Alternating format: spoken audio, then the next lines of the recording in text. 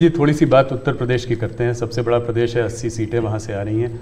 क्या इस बार आप लोग 2014 का रिकॉर्ड तोड़ पाएंगे? 71 सीट लाए थे बीजेपी, 73 एनडीए। इस बार अगर देखें तो अखिलेश और राहुल साथ में चुनाव लड़ रहे हैं और दमखम के साथ जो है पूरे परिवार को उन्होंने वहाँ से उतारा है। खुद कन्नौज से लड़ रहे हैं अखिलेश जी, डिम्पल मैनपुरी से लड़ रही हैं, फिरोजाबाद, आजमगढ़, तमाम जगह से उनके परिवार के लोग लड़ रहे हैं।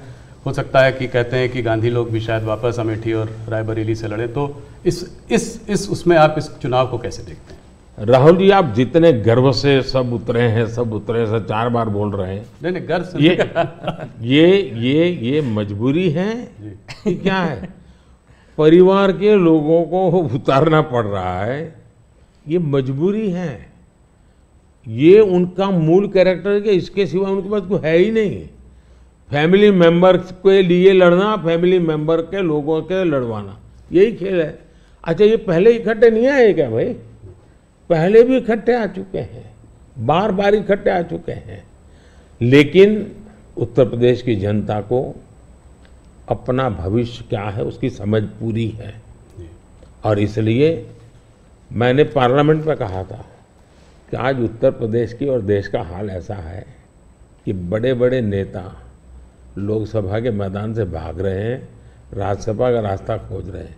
और हुआ वैसा ही है। बड़े लोग ने चुनाव लड़ने के लिए तैयार नहीं है जी। लेकिन हमें जिम्मेवारी के साथ काम चल रहे हैं, सबको साथ लेकर के चल रहे हैं। और मुझे पक्का विश्वास है कि अब शायद कुछ बचेगा नहीं, उनका कुछ नहीं बचेगा। 2014 से बेहतर परफॉर्मेंस होगी, उनका कुछ बचेगा ही नहीं जी। एक सवाल और, आप इसका पार्ट जवाब दे चुके हैं इसलिए मैं उसको संक्षेप में पूछूंगा। ऑपोजिशन कांग्रेस सब आपके पीछे कहता है कि सरकार जो है ईडी, सीबीआई, इंटेलिजेंस एजेंसीज का इस्तेमाल कर रही है। आपने कहा है कि ईडी इंडिपेंडेंट है। सिर्फ एक सवाल यह है कि ऐसा देखा गया है कि 25 नेता का एक एनालिसिस एक न्यूज़पेपर ने की थी कि 25 नेता जब ऑपोजिशन पार्टी से बीजेपी की तरफ आ गए तो उसमें से 23 लोगों के ऊपर से जो है इस तरह के केसेस को या तो ठंडे बस्ते में डाल दिया गया या ड्रॉप कर दिया गया। इस बारे में पहली बात है, एक भी केस ड्रॉप नहीं किया गया है। जो अदालत कहेगी वही होगा, हम कोई निर्णय नहीं लेंगे, स्वतंत्र है। दूसरी बात है, पॉलिटिकल लीडरशिप के केस कितने हैं भाई? ओनली 3%। 97% अच्छे अच्छे ब्यूरोक्रेट जेल में है। आखिर के इन संस्थाओं का जन्म क्यों हुआ है भाई? अगर इन संस्थाओं का जन्म इसी काम के लिए हो तो काम नहीं करेगी क्या?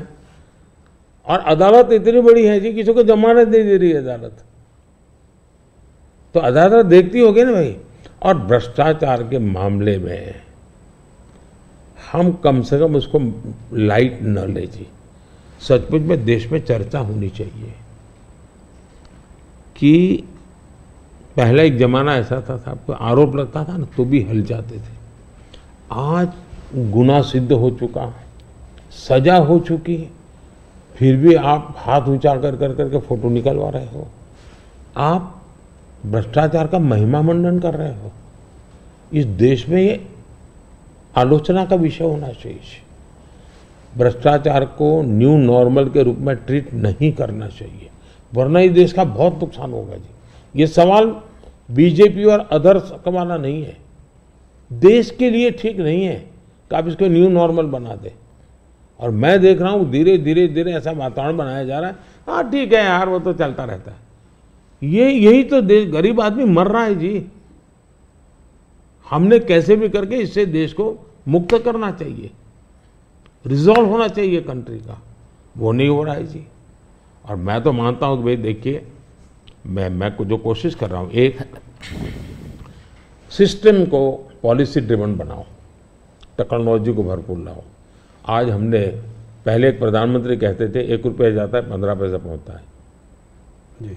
आज मैं कहता हूँ 1 रुपया जाता है पूरे 100 पैसे पहुँचते हैं, डायरेक्ट बेनिफिट ट्रांसफर। क्यों? सिस्टम को सुधारो भाई। हमने जेम पोर्टल बनाया, करप्शन को कम करने की दिशा में हमारा बहुत बड़ा कदम है जी। दूसरा, समाज को भी जगाओ, समाज को भी आदत डालो कि भाई भ्रष्टाचार बुरा है, किसी भी स्तर पर भ्रष्टाचार से मुक्त रहना चाहिए। और देश में वो वातावरण बन रहा है, पॉलिटिकल लोगों को डर नहीं है। और मैं मानता हूं उसमें कुछ मात्रा में ये जो सिर्फ हमारा विरोध है इसलिए उनका समर्थन कर देना, ये शोभा नहीं देता है भाई। आपने पिछले कार्यकाल में काफ़ी बड़े काम किए, आर्टिकल 370 को रद्द किया, सीएए को लेके आए, मगर ऑपोजिशन लीडर्स इस कैंपेन में सब कह रहे हैं कि अगर वो सरकार बनाएंगे तो इन सब को जो है सीएए को रिपील कर देंगे। ममता बनर्जी खास करके कह रही हैं सीएए को इम्प्लीमेंट नहीं होने देंगी। इसको आप कैसे देखते हैं? पहली बात है कि जिसको भारत का संविधान समझ है, जिसको भारत के फेडरल स्ट्रक्चर का पता है, किसके पास कौन काम है वो सब पता है, वो कभी ऐसी बात बोलेंगे नहीं, क्योंकि ये उनके अधिकार क्षेत्र का विषय ही नहीं है जी। अगर मोदी भी राज्य का मुख्यमंत्री होता है तो नहीं कर सकता है जी। जो भारत सरकार के विषय हैं वो भारत सरकार करेगी, जो राज्य सरकार के विषय होते हैं वो राज्य सरकार करेगी। लेकिन जनता को मूर्ख बनाने की फैशन हो गई है, जनता को अंधेरे में रखने, इसलिए वो कुछ भी बोलते रहते हैं।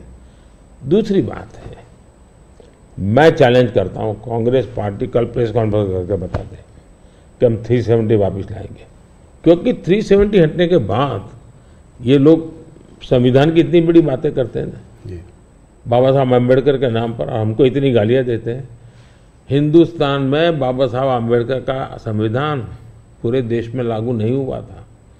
जम्मू कश्मीर में 70 साल तक भारत का संविधान नहीं लगा है।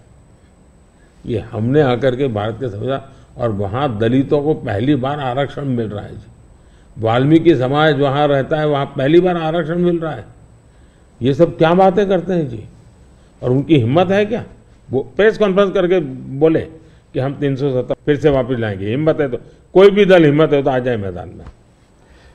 मोदी जी, बंगाल की तरफ चलते हैं। वेस्ट बंगाल में जो है इस बार चुनाव काफ़ी जोरों में लड़ाई हो रही है। पिछली बार जब आप 2019 में 18 सीट लाए थे 42 में, तो लोग चकित रह गए थे, लोगों को उम्मीद नहीं थी कि आप 18 सीट लाएंगे। इस बार आपके एक नेता ने कहा है कि 36 सीट आ सकती है। राजनाथ जी ने मुझसे इंटरव्यू में कहा था कि 36 सीट आ सकती है। कैसे देख रहे हैं इस वक्त माहौल को? देखिए, जहां तक लोगों का चकित वाला जो आप कह रहे हैं ना,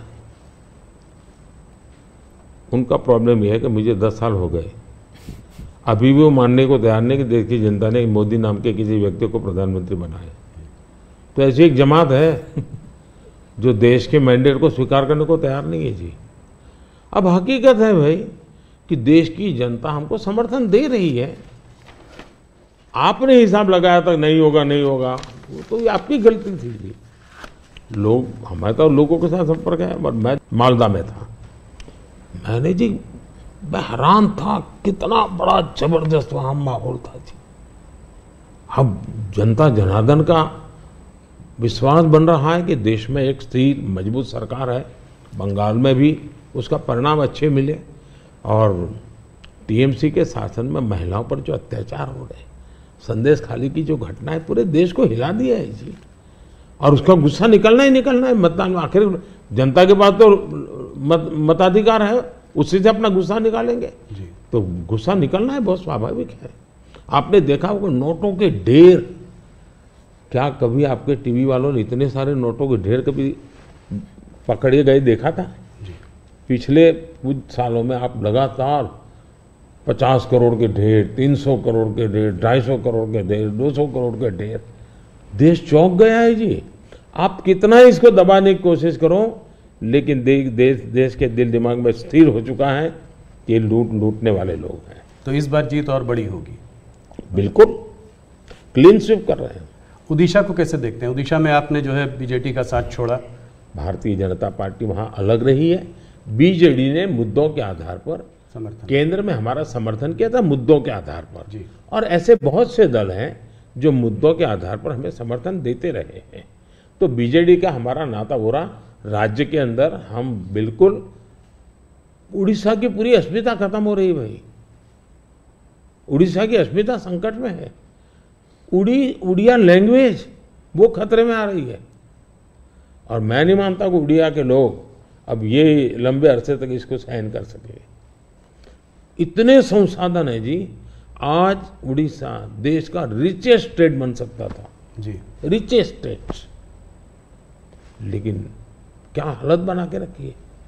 तो अब उड़ीसा के सामान्य मानवी के अंदर एस्पिरेशंस है जी, और मुझे लगता है कि हमें सेवा का मौका मिलना चाहिए। हम उड़ीसा को कहां से कहां पहुंचा कर देंगे। उड़ीसा से बात बिहार की भी करते हैं। बिहार में आपने फिर नीतीश जी के संग वापस जो है आपका गठबंधन उनके साथ है, उस गठबंधन के साथ लड़ रहे हैं, कैसे देखते हैं? पिछली बार 39 सीटें थी आपकी 40 में, क्या इसको रिपीट कर पाएंगे?